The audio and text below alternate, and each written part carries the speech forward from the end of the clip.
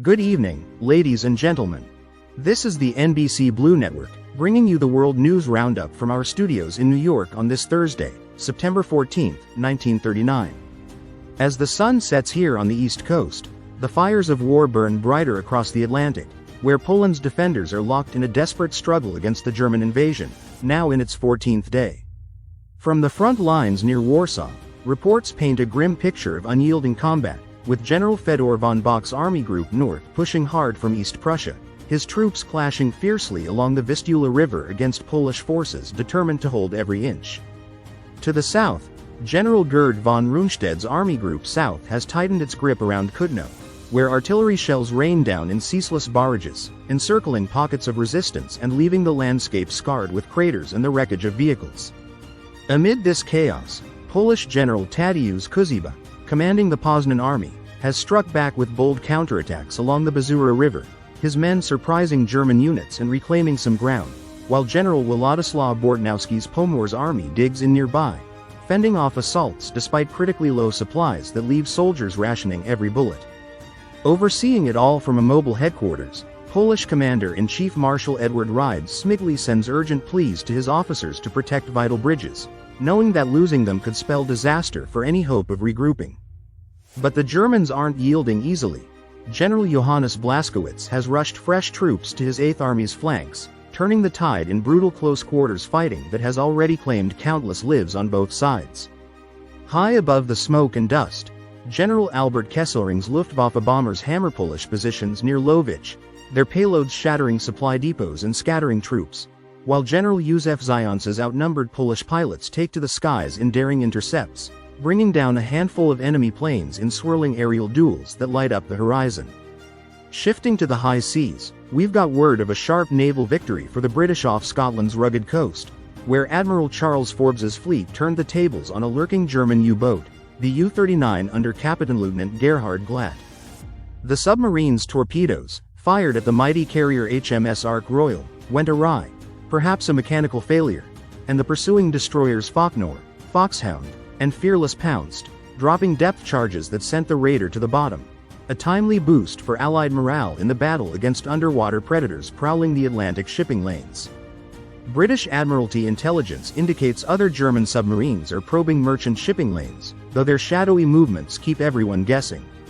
Meanwhile, Polish scouts have nabbed German papers suggesting those long enemy columns might soon bog down from overstretched supplies, a sliver of hope amid the onslaught. On the German side, Army head General Walther von Brauchitsch is sifting through spotter plane reports of Polish buildups, feeding that intel to field commanders for quick pivots in the heat of battle. French attaches embedded with the Poles are cabling back tales of heroic stands but dire warnings about empty ammo crates and field hospitals overflowing with the maimed. In Berlin, Chancellor Adolf Hitler is hunkered down with his top brass, like General Franz Halder, hashing out strategies over maps dotted with pins marking the day's gains and setbacks. Back home in Washington, President Franklin Roosevelt spent part of his afternoon with advisors, steadfastly upholding our nation's neutrality while quietly bolstering coastal watches against any spillover from this European storm. Up in Ottawa, Prime Minister William Lyon Mackenzie King is rallying his cabinet for what looks like full-throated support of Britain's fight, debating troop commitments that could draw Canada deeper into the fray. Over in Paris, Premier Edward Daladier is poring over blueprints with his generals, shoring up those frontier forts in case the Germans turn west. And in Warsaw itself, under the whine of incoming shells, President Ignacy Mościcki took to the airwaves today, his voice steady as he urged every Pole to stand tall in the face of invasion. Down in Rome, Prime Minister Benito Mussolini's keeping a close eye through his diplomats, sticking to Italy's sideline seat for now, while in Tokyo, Foreign Minister Hachiro Arita and his team are mulling how this mess might shake up things in the East. But let's not forget the human side of this tragedy. Those German bombers aren't just hitting military targets. They're leveling neighborhoods in Warsaw, burying families in the rubble and turning streets into graveyards for the innocent, with hundreds reported dead or wounded in today's raids alone. Disturbing accounts filtering through from overrun areas also point to German SS detachments, known for their ruthless efficiency, rounding up civilians and prisoners in villages like Bydgoszcz for summary executions in reprisal for alleged resistance, leaving behind scenes of horror that underscore the invasion's savage underbelly, though full verification remains elusive in the confusion. Further north, General Stefan Dab-Birnatsky is maneuvering his northern front to brace Modlin Fortress against German probes, his soldiers trading fire in the fading light. Out east, General Heinz Guderian's 19th Panzer Corps is rumbling toward Brest-Litovsk, smashing through Polish cavalry in clashes that echo with the thunder of tanks and the cries of the wounded. Near Kutno, General Julius Rommel's Lodz army clings to its trenches, the ground around them soaked with the blood of comrades as they beat back wave after wave. British code crackers are picking up a spike in German radio buzz around the capital, which could mean a big push coming, while French General Maurice Gamelin eyes reports of troop shifts that might ease pressure elsewhere. Polish whispers from behind lines speak of weary German foot soldiers, hinting that the invaders' pace could falter.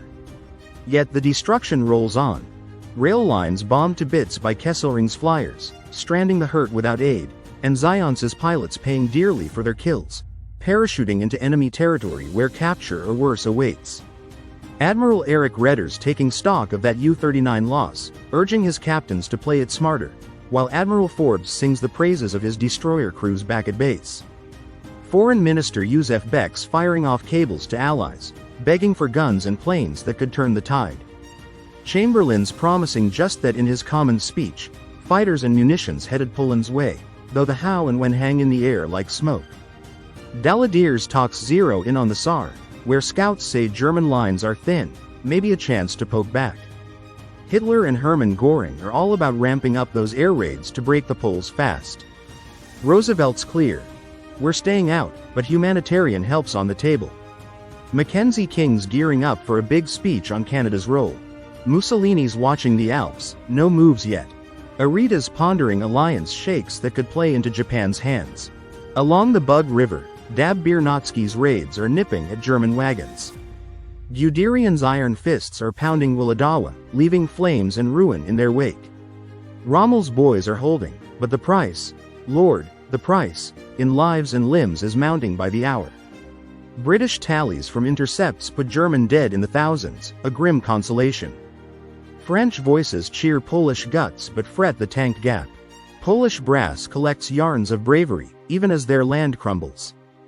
Folks, that's the world as it spins tonight, raw, unrelenting, and far from over. This is NBC signing off.